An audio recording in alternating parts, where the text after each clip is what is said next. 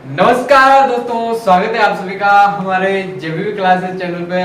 दोस्तों आज मैं आपके लिए लाया हूँ इकारांत स्त्रीलिंग नदी शब्दरूप। जी हाँ, इकारांत स्त्रीलिंग नदी शब्दरूप।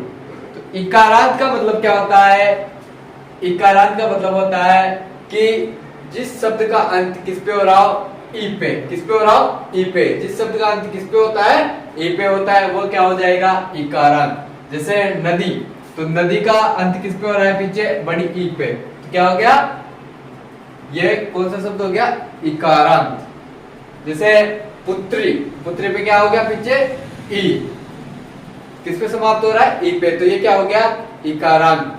नारी, तो ये किस पे समाप्त हो रहा है? ई पे, तो ये भी क्या हो गया? इकारांत। देवी, पीछे क्या आ रहा है? ई, तो ये भी कौन से शब्द हो गए? तो इकारांत। तो जो आज जो इकारांत वाले जो शब्द है उनको अपन कैसे याद करें, उनको अपन एक शब्द रूप याद करके कैसे बाकी सारे जो इकारांत वाले शब्द है उनके शब्द रूप कैसे बनाए, तो आज अपन उसके बारे में यहाँ पे सीखेंगे। तो आप जैसा कि आप पहले कभी याद करते होंगे तो इनको एक वचन, द्विवचन, बहुवचन तीनों याद करते थे। क्या करते थे? एक वचन, द्विवचन, बहुवचन। जैसे नदी, नदियों, नद्ये, तो ऐसे याद करते थे। लेकिन आज से आपको ये नहीं करना है। क्यों नहीं करना है? क्योंकि आपको पहले एक वचन पूरा याद करना है, उसके बाद द्विवचन पूरा याद करना है, फिर उसके बाद बहुवचन पूरा याद करना है।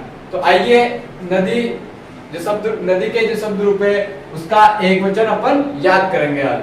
तो देखिए, इसको एक गीत की तरह याद करेंगे। कैसे? नदी नदीम नद्या नद्ये, नद्या नद्या नद्याम। हे नदी, कैसे? नदी नदीम नद्या नद्ये, नद्या नद्या नद्याम। हे नदी, एक बार और रिपीट करेंगे। नदी नदीम नद्या नद्ये, नद्या नद्या नद्याम। हे नदी, कैसे? नदी नदीम नद्या नद्ये, नद्या नद्या नद्याम। हे नदी। आप जैसे इसको गाएंगे ना तो ये आपको ऑटोमेटिक याद हो जाएगा, और जो इसके पीछे की रागे वे आपको दूसरे वाले शब्दों में, दूसरे इकारांत वाले शब्दों में रख देनी है। उसके बाद ये तो हो गया अपना एक वचन। इसके बाद देखते हैं द्विवचन। द्विवचन को कैसे याद करेंगे? इन जो दोनों है प्रथमा और द्वितीया को एक साथ याद करेंगे। तृतीया, चतुर्थी, पंचमी तीनों को एक साथ याद करेंगे। षष्ठी और सप्तमी तीनों को एक साथ याद करेंगे। कैसे? नद्यो नद्यो, कैसे? नद्यो नद्यो, नदीभयाम नदीभयाम नदीभयाम, नद्यो नद्यो, हे नद्यो। कैसे?